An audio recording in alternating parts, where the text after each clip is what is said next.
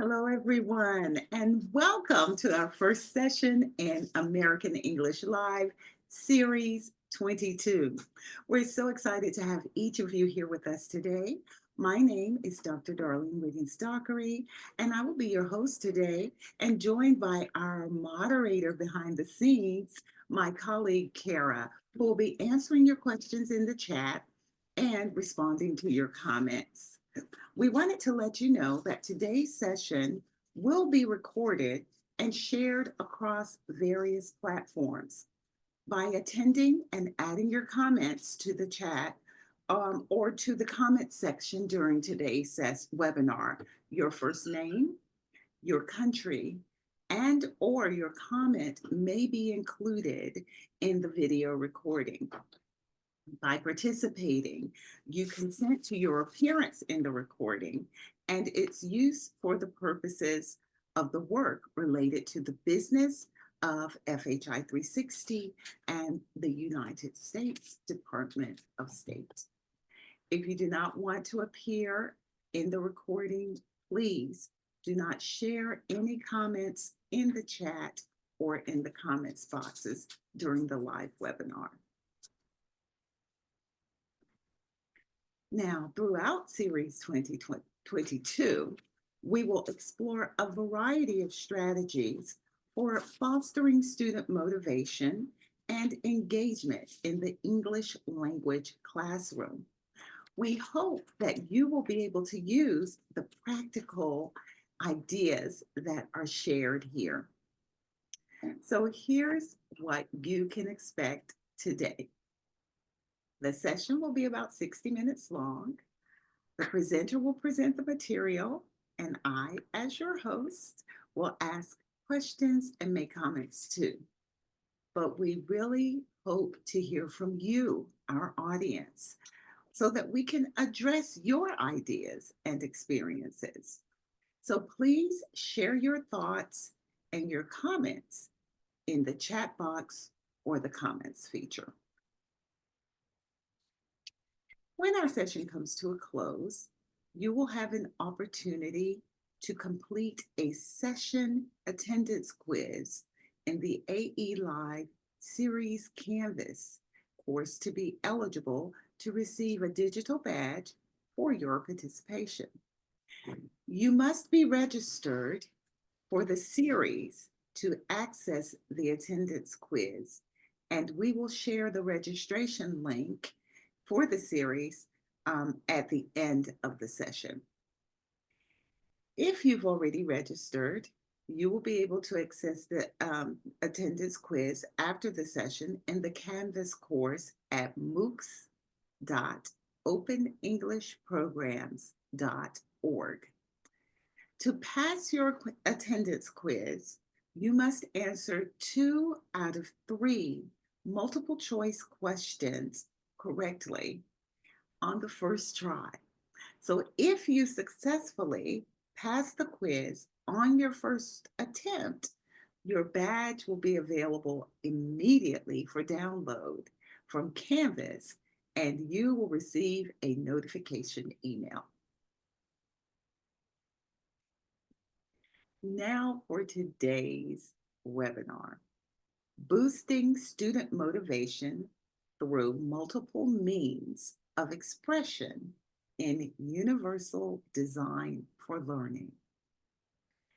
Universal design for learning is a powerful framework for creating motivating and effective learning activities. One of its core principles, multiple means of expression, or MME, allows students to demonstrate their learning in a variety of ways, such as through writing, visual arts, digital media, or oral presentations. This flexibility enhances students' willingness to communicate in the EFL classroom, while also increasing their motivation and their engagement. In this session, we will examine how MME can promote deeper engagement and more meaningful experiences for English learners. Additionally, we will explore practical strategies for designing activities that incorporate MME and discuss how to manage potential challenges. And we are pleased to introduce our presenter, Dr. Melanie González.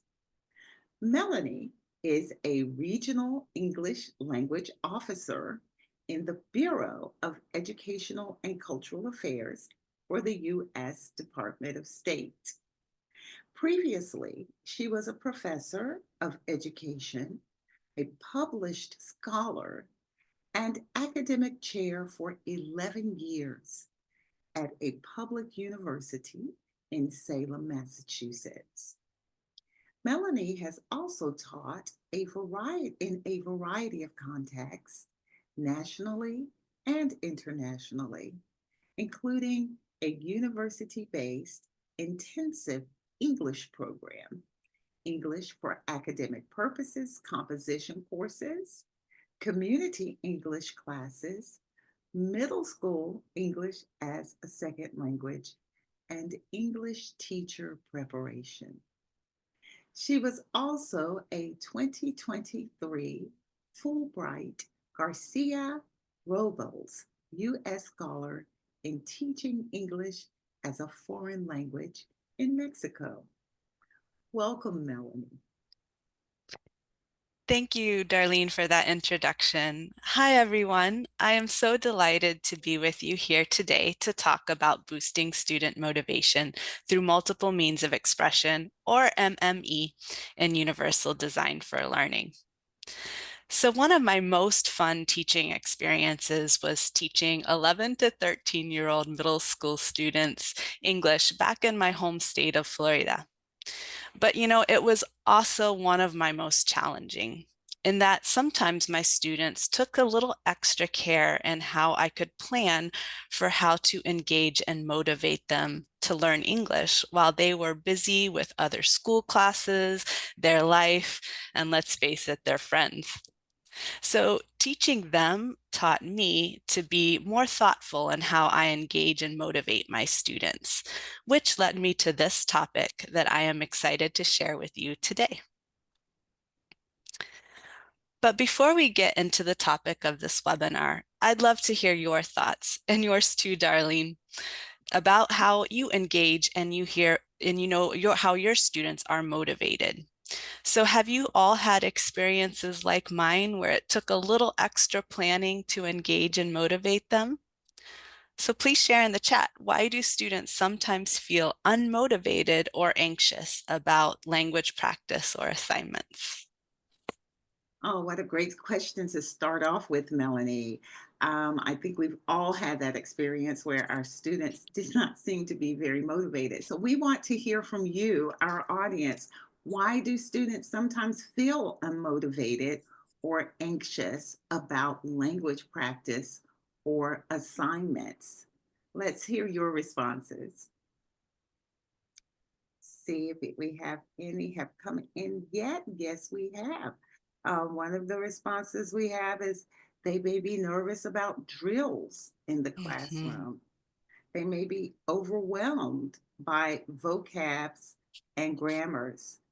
And sometimes one response we have here says maybe they don't see any clear benefits. Um, it Exactly. touches their fears. One response we have is not interesting enough. And sometimes it's discouraging. So that's what we have so far. Back to you, Melanie. Yes, all of those reasons are really important background for us as educators to then seek out strategies for how to engage and motivate our students if they're shy, if they're nervous about grammar and vocabulary, all of those reasons. Or yes, if they find it boring or unrelatable. So today I would like to discuss with you some techniques that can actually work for any classroom, any student population, and any instructional context. So by the end of this webinar, we will be able to design classroom learning tasks that provide students with what we call multiple options for how they can demonstrate their learning, support our students in making effective choices for demonstrating how they achieve a learning objective, and then lastly, plan for successful lessons that incorporate multiple means of expression, or MME. So to put these techniques into context, we're going to present a case study today. So I'd like to introduce to you Miss Melina. Miss Melina is an experienced language ed teacher. She has taught adolescents for about 7 years, and she currently teaches a class that's called English B2, and her students are about 11 to 12 years old. In the current unit of study they're working on, they are learning how to read, comprehend fictional English texts. So she does have a great textbook. This textbook that she uses contains engaging short stories and worksheets that are ready to go for practicing reading comprehension skills.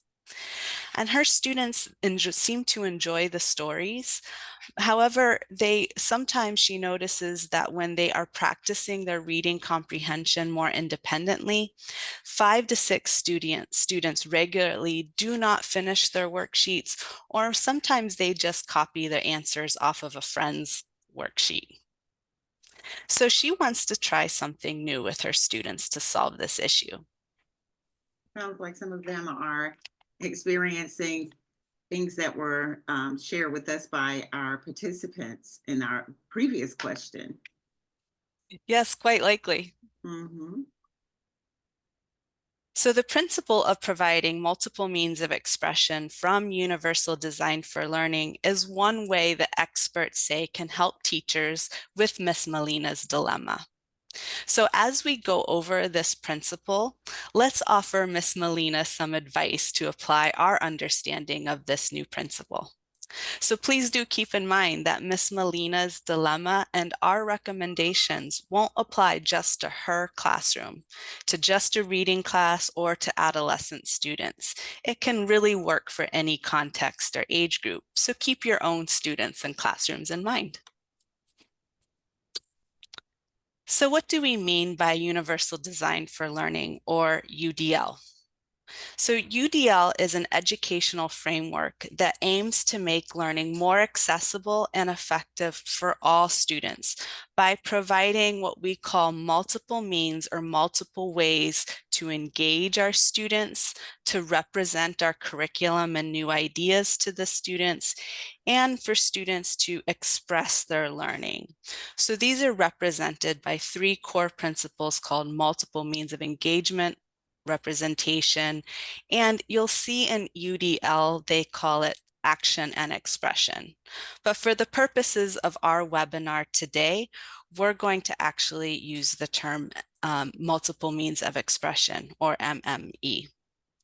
So in simple terms, UDL really helps teachers to create lessons that work for every student, no matter how they learn best.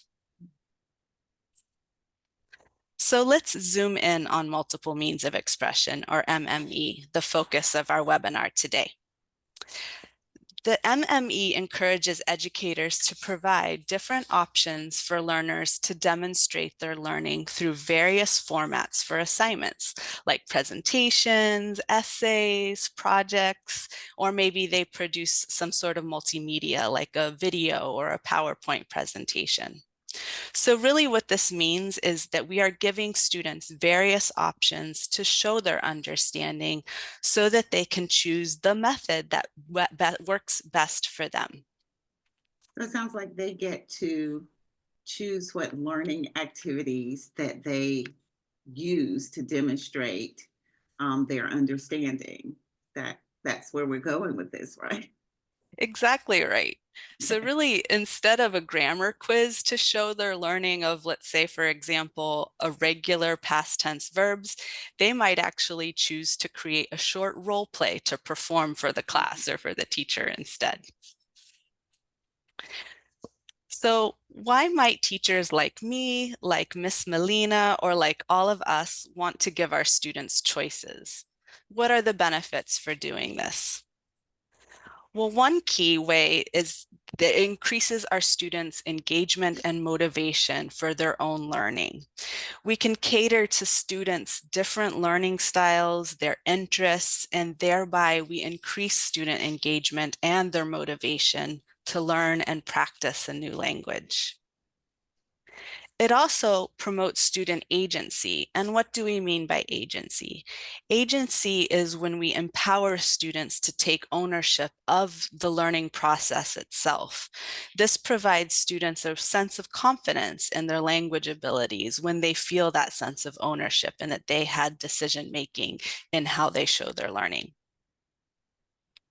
And lastly, it can be shown to improve students' willingness to communicate. So earlier we said some students might be shy with a new language, right?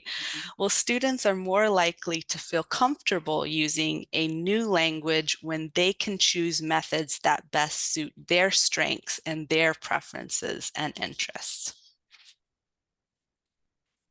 Okay, so back to Miss Melina.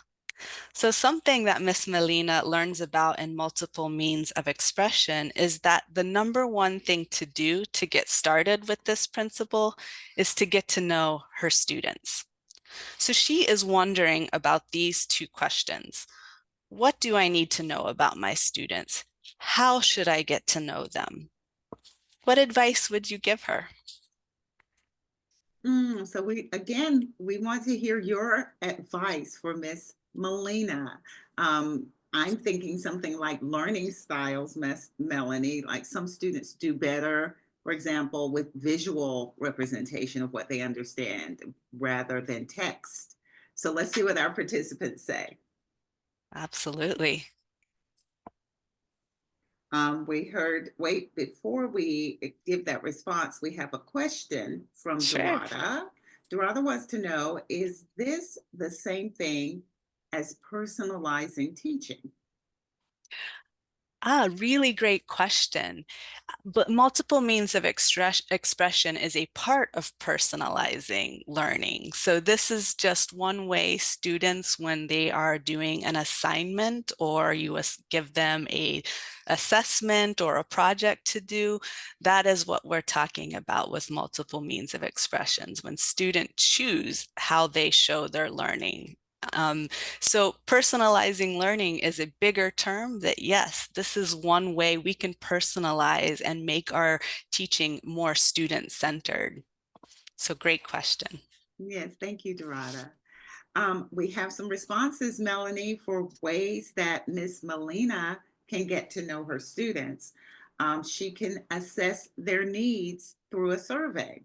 Yes. Another response we have is she can learning background, prior knowledge, interests, and personal goals. She can ask that of her students. She can also find out their interests and their motivation. And another person said, maybe ask them. So those, Yes. yes. And then knowing the student's abilities and character is another response we received. And you can know your students using the need approach. So those are some of the responses we received. Back to you, Melanie. All great answers that can help Miss Melina. Yes, absolutely. Knowing your students means understanding their individual strengths, their challenges, as I've heard some talk about here, their interests, maybe even their access to or familiarity with technology, especially if we're trying to give them different options for doing assignments. And I really love the answer about their personal learning goals. What do they want to learn and know about the new language that they're learning? These are all really important ideas and things we should know about our students to engage them in multiple means of expression. It really then helps us to personalize, as we discussed there, the learning and assessment activities that will work for them. So now that we know some of the things we should know about our students, we can convert this knowledge to help us adapt activities, assignments, or even our assessments and tests in our classroom. So the acronym RAFT, R-A-F-T, is a simple way to approach planning for multiple means of engagement and adapting what we already do in the classroom. So what do I mean by RAFT? So the R in RAFT stands for role. This is where some students may feel more comfortable maybe working independently, or maybe you have some students who benefit from the help of others. Or maybe you already have students do group work in your classrooms.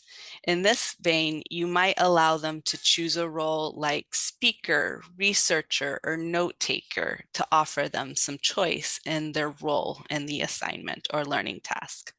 So consider if there would be if you could offer your students choice in a role in a particular assignment. The A stands for audience. So when appropriate, consider allowing students to share their learning with others in the classroom and not just you, the teacher. Maybe they can exchange their finished work with a classmate. Maybe they can do a presentation to their parents. Language practice, as we said earlier, can sometimes be a little scary for some students who fear mistakes, right? So allowing them to choose an audience that feels friendly can help. The F in RAFT stands for format. So back when I was a teacher, I recall doing a lot of multiple choice quizzes. And especially when I was a learner of a new language too, I remember doing a lot of quizzes. But because I kind of had some anxiety about taking tests, it didn't always show how much I knew about a language. But if you allowed me to do a dialogue with a partner, then I could do quite well. So this as example is of how we can offer choice and format to our students, offering students about how they can change the different types of the ways they show their learning, whether it's through speech or writing, can help to capitalize on students' strengths. And then lastly, another choice we can offer our students is the topic. So many teachers, you probably already do this, where you offer your students options in what they can talk about or what they read about or write about in the classroom to practice their language.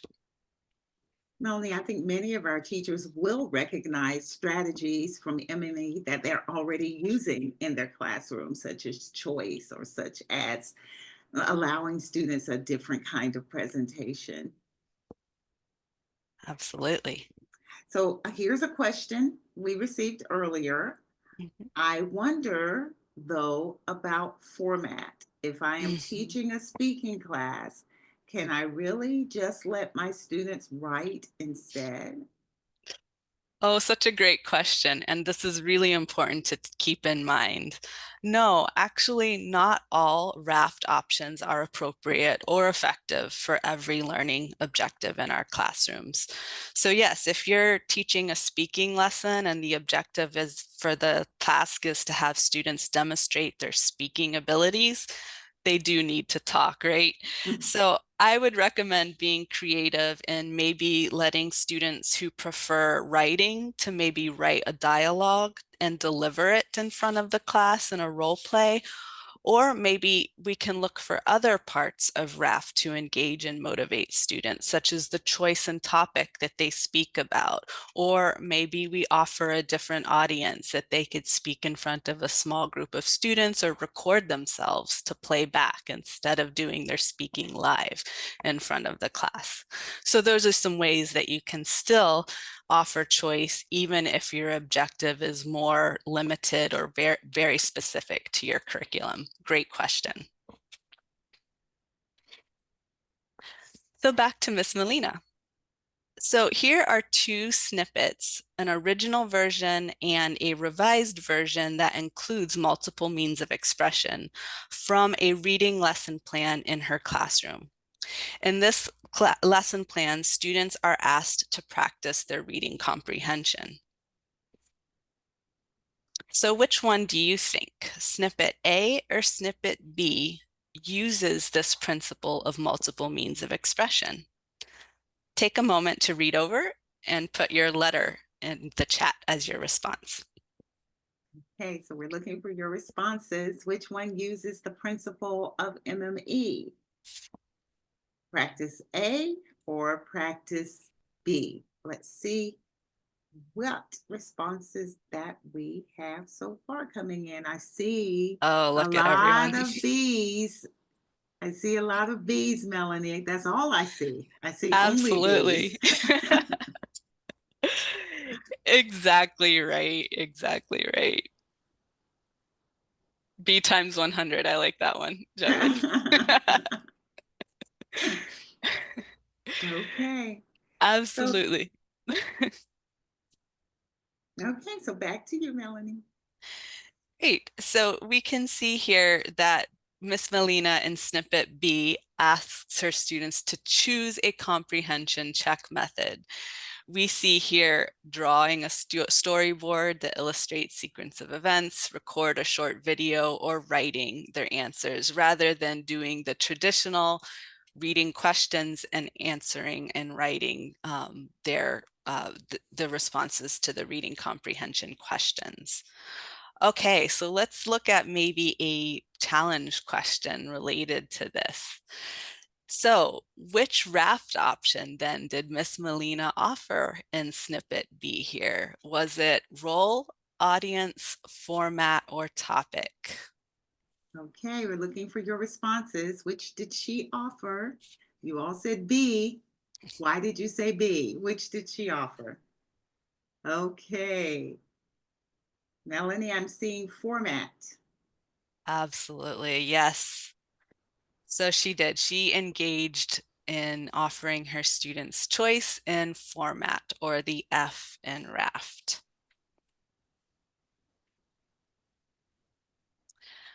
Okay, so as we said, we see here drawing is more of a graphic representation of how students might demonstrate their learning.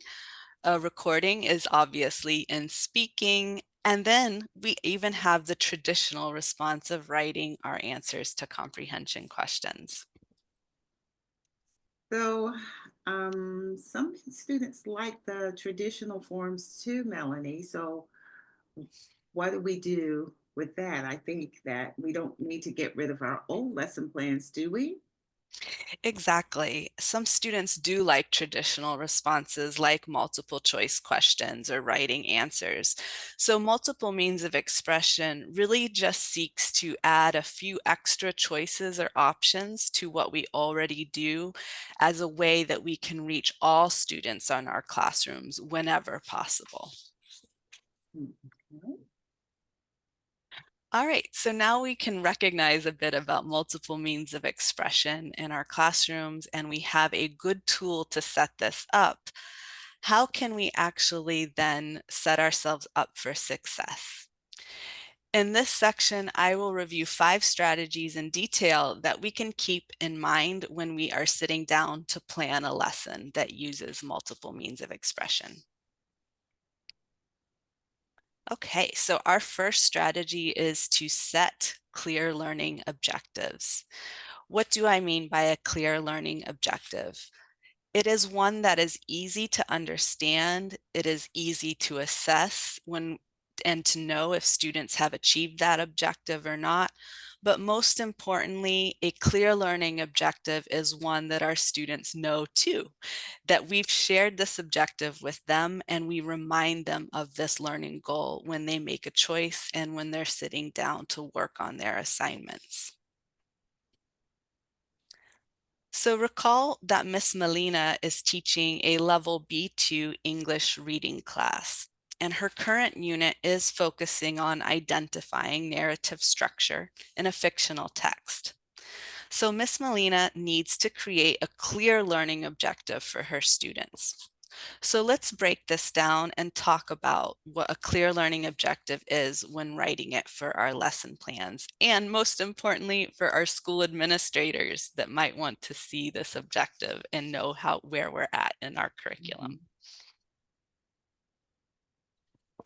So a clear learning objective is one that is student-centered. It often can start with the phrase, "We will be able to blank." In this phrase, I like to use the pronoun we because it includes the whole class and it shows a community of learning, especially if students are choosing to work with a partner or in a group. It is also one that is what we call active and measurable. And so how we can ensure a learning objective is active and measurable is by the verb that we use within that learning objective. So we can say something like, we will be able to describe or retail and identify. But what we don't want to say in a clear learning objective is we will be able to know or understand. The verbs know and understand are not specific enough to talk about what are the actual skills our students are practicing and showing their learning about. So we want to use very active and specific verbs. And lastly, our objective should be written in student-friendly words. So when we are wanting to tell our students this learning objective and where they are in the curriculum, student-friendly words that are everyday words or even using keywords that we've already taught or we plan to teach our students really help our students to understand what they are demonstrating, what they are learning. So to put this all together, we can use the sentence frame, we will be able to plus active verb in our when we want to write a clear learning objective. So let's practice this with advice from Miss Melina again. So let's look at her reading lesson. Her school administrator wants to see a clear objective written on the whiteboard and inside her daily lesson plans. So what could we suggest for Miss Melina to write as a learning objective for her curriculum goal that students will know how to identify narrative structure? Well, Melanie, I already see the verb to know. So I have an idea of how we need to change this objective. So let's hear from you. What would you do to change this objective so that it is meets the guidelines that Melanie just shared with us? Okay, let's see what you have to say. All right. Um, the objectives should be based on the SMART rule. That is correct. And Yes, so we will be able to identify the main characteristics of the story. And then in great. parentheses, this member of our audience put setting, main characters, major and minor events, and the resolution. So that's pretty clear, isn't it, Melanie? That's clear. Sounds like someone teaches a reading class. Exactly. I have another one that just came in. Students will be able to identify narrative structure. Great. We will be able to list the sections of a narrative and outline the starting point and end point of each section.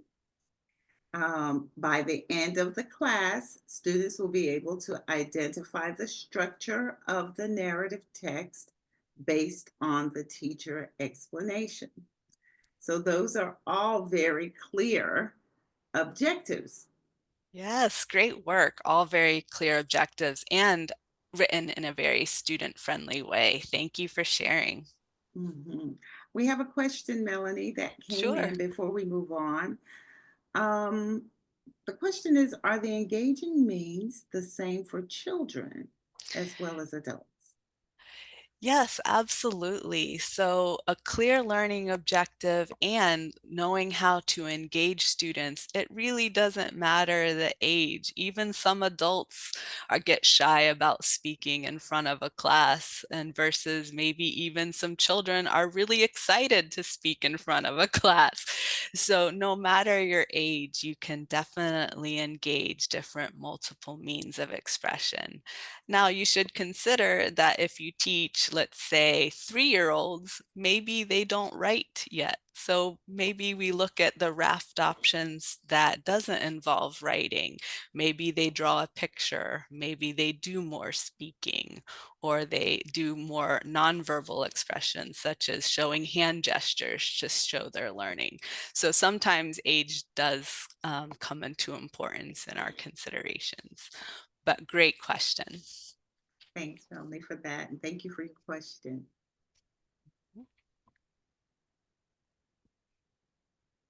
Back to you, Okay, Melanie. great. So now that Miss Melina has created a clear objective for her unit focused on identifying narrative structure, she then shares this objective with her students. She says, remember, our objective today is to identify the sequence of events we read in a story. So this is a clear and student-friendly way to tell students what they will show they can do when they work on an assignment. Okay, so the next step for us after creating a learning objective is to determine the criteria or the evidence for showing that students have mastered this objective. So, but remember, most importantly, just like with a learning objective, we want to also share the criteria for success with our students. So what are some common criteria that we use in the language classroom? You may recognize these as using correct vocabulary words or target words from the lesson, maybe the target grammar structures that we've been practicing in our unit, or maybe we want to see other conventions such as length, structure, spelling, pronunciation that we want our students to display when they are doing their assignments. But remember, it's really important that we share this criteria for success with our students. Okay, so back to Miss Melina's reading lesson. So remember, her curriculum goal was around identifying narrative structure, and the learning objective was we will be able to identify the sequence of events we read in a story. So let's see what criteria she determined would tell her whether or not a student can indeed identify narrative structure. So here's what she tells her students. When you work on your task, remember to use signal words that show sequence. Use 5 past tense verbs and use the characters' names from the story. Wow. I see she was very specific. She even mentioned how many past tense verbs she wanted them to use. She said five past tense verbs. So I think that's clear. Yes, this is a great way to make our expectations even clearer to students, and it makes it easier for us to assess. We can count how many Yes. past tense verbs did the student use. Great. Okay, so strategy number 3 is that we need to then give our students options to pick from to demonstrate their learning and the mastery of the objective. So the number one way to set students up for success is to offer what I say only a set number of options rather than giving them endless options. This is where our RAFT tool that we talked about earlier can help. So let me give you an example. So when my husband asks me what I want to eat for dinner, I'm often say, I don't know, I can't decide, or maybe I just say whatever you want. But if he says, what do you feel like for dinner? We can go to the Korean restaurant or maybe try the new food truck down the road. Then it's easier for me to say which one I feel like having for dinner that evening. It's the same principle for students. Students can easily freeze if the whole world of options are available to them. So it's far more successful to set up a limited number of predetermined choices rather than to present unlimited open Mhm. choices. So here's an example that's easy and simple to use when we help planning for helping our students to make effective choices. We have a choice board here. And a choice board is usually a grid or some sort of list where we offer students some options to engage them with different choices. These choice boards can be really effective when we make them in really routine in the classroom, that the students may have the same choice board to work with for multiple assignments. So it's a really simple tool that we can create once and to use and reuse in our classrooms.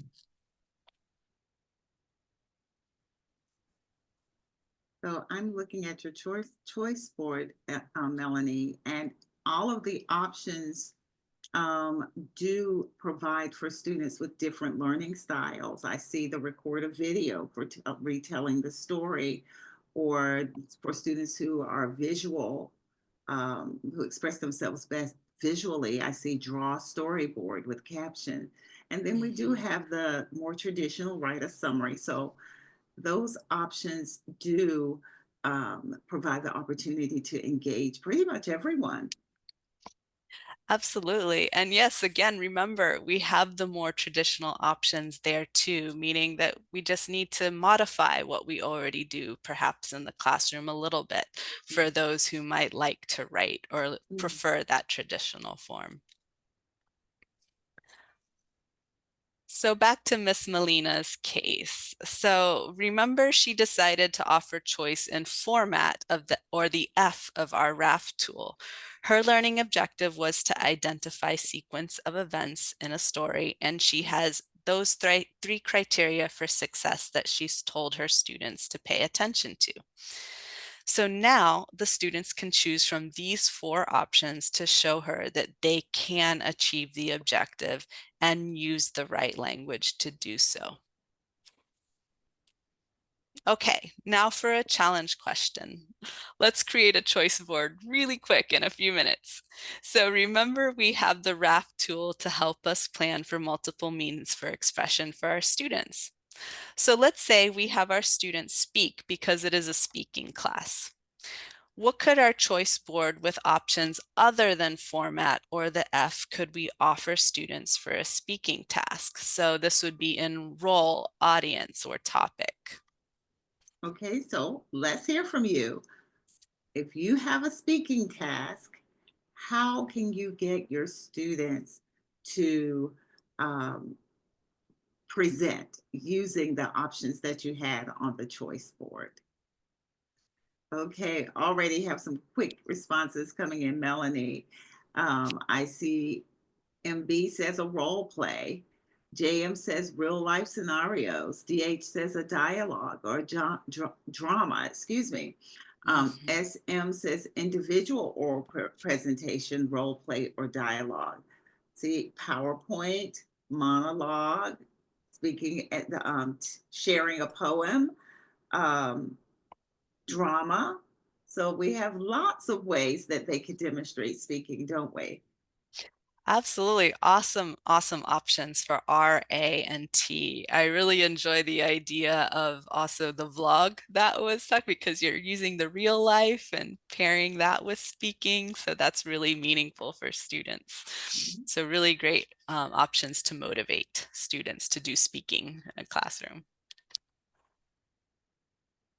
All right, so I saw a question earlier in the chat about supporting students for all of these different options. And so perhaps this part will help. Our next strategy is to provide scaffolding. So remember, when our students are learning a new language, we need to scaffold or provide support for our students doing these different types of assignments.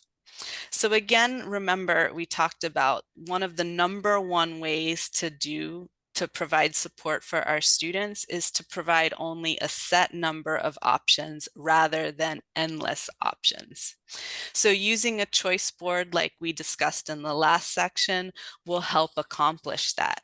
You can then prepare and pre-teach and show examples of those 4 options or 6 options, however many options you want in your choice board, to help scaffold and have them used to making choices around those options.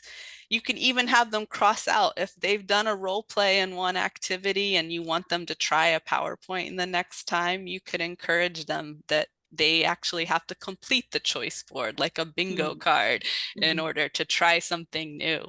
So these are some great ideas for scaffolding ideas for our learners in choices. And then we also have the more traditional language focused scaffolds like what Miss Molina provides here. So here we have Miss Molina. She likes to provide her B2 students with language focused scaffolds such as a word wall or vocabulary notebook where students then can go back and look at what are those 5 words I should be using? What are the concepts I need to make sure to include in my assignment when I'm showing my learning? So these are really helpful scaffolds for our students. So some other ideas for scaffolding choice is that we can have our students have various sentence frames available to them where students can fill in missing words or phrases rather than creating the whole sentence themselves. We can offer templates for the different formats we might provide the students. And again, we might make our choices routine or recurring so students are familiar with those choices. We also might model how to make the choices ourselves as teachers through think alouds or talk alouds on why I might make one choice over another and explain why we might make that choice. We also might even consider providing examples of completed work that could inspire or motivate students who might be a little reluctant to try something new, to take a chance and show their learning in a different way. Melanie, while you were, we have a question that came in. Says Melanie, with lots of different assignments that my students would be submitting, how can I make sure I assess students fairly and not take up too much of my time? That is such a great question, Darlene, and one that I know a lot of us are probably thinking. So assessment is a big part of this process. So assessing multiple kinds of students is perhaps where teachers get the most skeptical of multiple means of expression. But it really is easier than it appears. The key to assessing multiple kinds of assignments from students is to be very focused on that really clearly defined learning objective and the criteria for success we already determined and shared with our students. So we can create rubrics based on this criteria and turn these rubrics into focusing on the objective and criteria. So a good rubric that focuses on the objective and criteria makes sure that we are looking back at what we planned for in strategy 2, and we're prioritizing our assessment and our feedback on these 2 aspects, on that objective and that criteria for success. So I have a really simple type of rubric that I recommend that we all create, and it's called a single point rubric. A single point rubric is a simple 3-column rubric that includes criteria for meeting an objective, often in a list, and it offers space for the teacher to give feedback for improvement and success when we are assessing our students. So let's look at an example of this kind of rubric. So in a single point rubric, the list of criteria is listed in the center column. So we see here a example from Miss Molina's reading comprehension assignment. For this student, Saira, she had the criteria for success in the center, and each has 5 points each to total up 20 points. On the left-hand side, you can see space for what Saira can do to improve on her assignment. And on the right is where we see evidence where Saira met the objective. So single point rubrics are actually great for multiple means of expression because they are flexible enough to use with a variety of options that we provide our students. So it doesn't matter if students are writing or speaking, we still see that list in the middle, the criteria for success that can work no matter the format, the role, the audience, etc., that we have provided choice around. So you can see here that with Saira, she chose to do a PowerPoint presentation. She received 18 of 20 points, which is good. She really only forgot to include some rising action events that she'll need to think about next time. I'm looking at these the five strategies, and it seems like it's going to take a lot of planning for our teachers to do this well. Yes, absolutely. It definitely can. So we do need to pre-plan for potential challenges. So let's put it all together in our conclusion and talk about the common challenges teachers face when preparing to do multiple means of expression and how the 5 strategies we've discussed helps us to address these challenges. So as Ms. Molina continues working on multiple means of expression to engage and motivate for her students to do their assignments, she continues to try to plan for addressing potential challenges. So let's help her brainstorm some of these challenges she might experience. Given what we know about multiple means of expression, what are these challenges that teachers might face? Okay, so we need to, we know workload is a potential challenge. So, what are some other challenges that teachers may face? Let's hear from you. See, um, I'm Mhm. seeing some responses come in, resources, extra energy, time for planning, time consuming, needs to introduce the formative assessment before, and the student's motivation. So those are some of the responses we received. Back to you, Melanie. Great. So it sounds like a lot relates around teacher workload, right? Assessment, time, planning. So teacher workload is definitely one of the key challenges that teachers might face. And this might range from planning our lessons to, I think I saw in the chat, creating resources or materials to do those, scaffolding, supporting. So what can we do? We talked about our strategies. The key thing to address teacher workload is to make sure we have a clear learning objective and we've defined the criteria for success. Really spend some time planning for this and how we will share that with our students.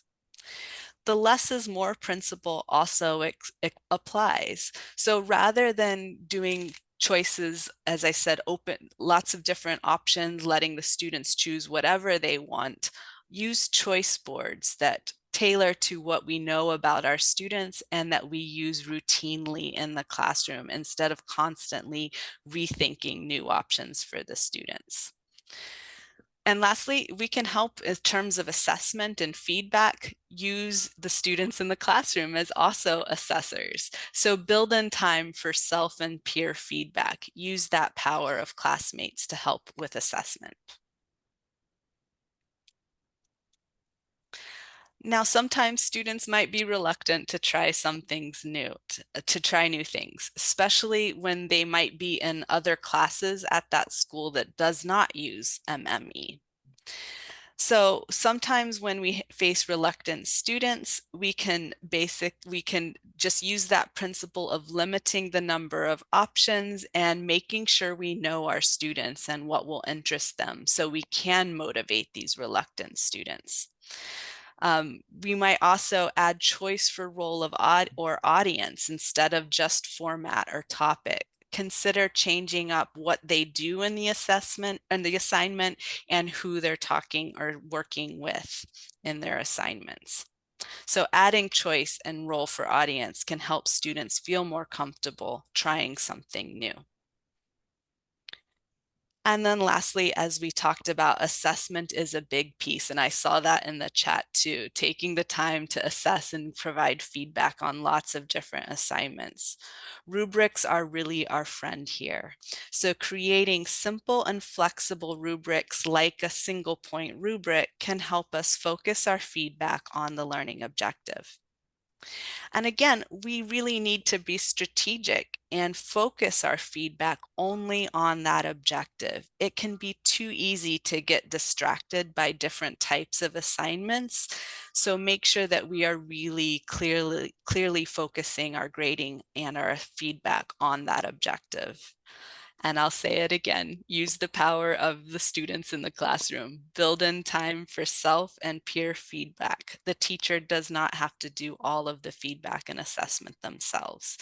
It also, when we have students assess each other and give feedback to each other, it helps to reinforce their own learning as well as their classmates.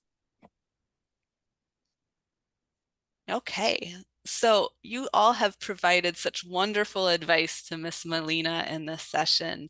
And because of that advice, I am confident that her implementation of multiple means of expression will go much more smoothly now that we learned about and we've helped her to do our three things, that we helped her to design more effective learning tasks that really provide students with multiple options for demonstrating their learning. We also helped her to implement best practices that support students in making effective choices. And we learned how to plan successful lessons to help her brainstorm challenges in teacher workload, student reluctance, and how we can tackle assessing multiple kinds of assignments. So now, as we conclude, it's time for you to make an action plan. So I'd love to hear from you about the typical assignments in your classroom. I want you to think about what these are and write a one-sentence action plan for how you might incorporate multiple means of expression for assignments in your classroom. So I'd love you to take a moment to think about it and then share your one-sentence action plan in the chat. Melanie, in the interest of time, we're going to have to ask our participants if you will indeed reflect on Melanie's question. And we want you to continue the conversation in your viewing groups if you're watching with a viewing group. But indeed, make sure that you do reflect on Melanie's question and write that action plan. Back to you, Melanie. Great. Thank you so much. I hope that you will try out your one sentence action plan and that you'll take away some of the principles from our talk today to provide some new choices for your students in your classroom. For more, if you're curious to know more about universal design for learning or multiple means of expression, I recommend this first reference. And then if you are curious to know more about the single point rubric, there's also a great tool here that can give you some more detail about creating those. So thank you so much for your time today, and I hope you will implement all of your action plans. Have a wonderful rest of your day. And thank you, Melanie, for sharing with us these effective, we know, strategies for MME and for engaging with our audience today. And to you, our audience, we thank you for your engagement as well and your participation.